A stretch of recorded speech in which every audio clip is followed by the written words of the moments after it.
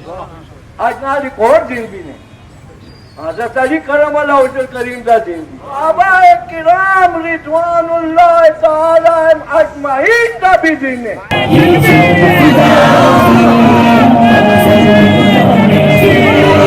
السلام علیکم ناظرین، اسد عابد ہوں، آپ ڈیلی میدان دیکھ رہے ہیں۔ موجود ہوں یقطوط میں، جہاں سادات کرام کی جانب ریلی نکالی گئی ہے، اور یہ ریلی جو ہے سویڈن میں جو قرآن پاک کی جو بے حرمتی ہوئی ہے اس حوالے سے نکالی گئی ہے، اور اس ریلی میں بہت سے علماء کرام، پیر و عظام بھی جو ہے موجود ہیں۔ ان سے آپ کی بات کرواتے ہیں، ان کا کیا کہنا ہے، ہمارے ساتھ رہیے۔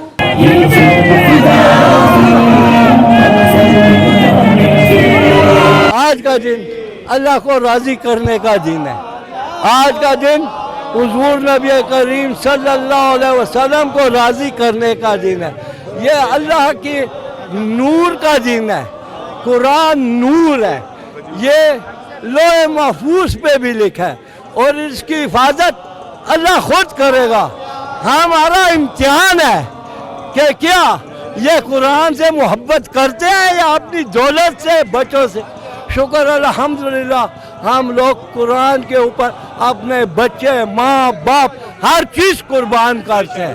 اسی لیے یہ ہم نے آج جو ریلی نکالی ہے، ملعون لوگوں کو، حرامی لوگوں کو یہ پتہ چل جائے کہ عظمت قرآن پہ ہم لوگ قربان ہو سکتے ہیں۔ بسم اللہ الرحمن الرحیم، نحمدہ و نصلی علی رسولہ الکریم، اما بعد، فاعوذ باللہ من الشیطان الرجیم، بسم اللہ الرحمن الرحیم۔ انا اعطیناک الکوثر فصل لربک وانحر ان شانئک ھو الابتر۔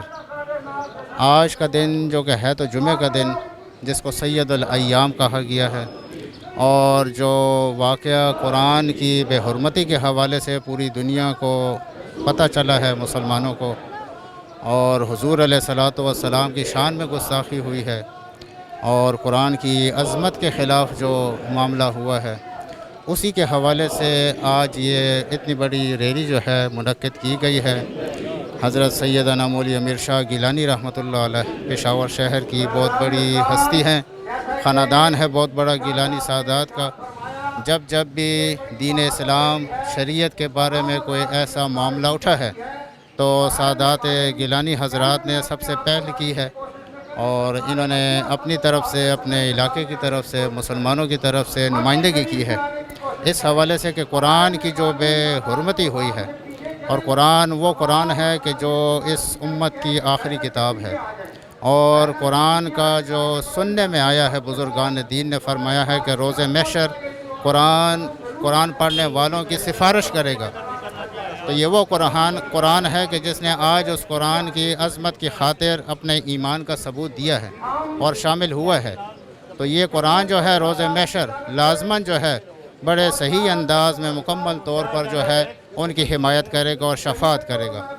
یہ ہے قرآن کی عظمت کہ اتنا بڑا رتبہ اللہ نے قرآن کو عطا فرمایا ہوا ہے۔ تو یہ انشاءاللہ تعالی ہمارے سب مسلمانوں کے ایمانوں کا تقاضا ہے کہ ہم اپنی طرف سے شامل ہو کر اس کا حق ادا کریں، ایک کوشش ہے۔ تو اللہ تعالی ہم سب مسلمانوں کو اس کی توفیق عطا فرمائے۔